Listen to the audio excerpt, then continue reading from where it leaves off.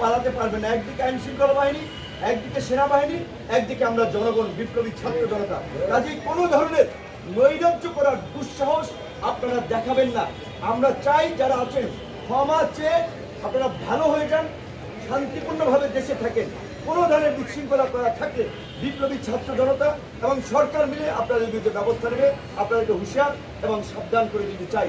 শেখ মুজিবুর রহমান সাহেব একজন জাতীয় নেতা ছিলেন, কাজেই তার প্রতি শ্রদ্ধা নিবেদন কিংবা তার প্রতি কারো ভালোবাসা থাকতে পারে।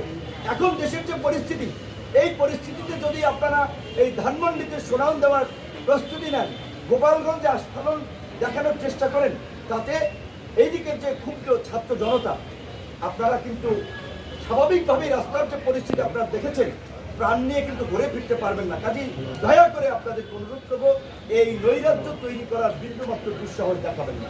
সবাই ভালো থাকবেন।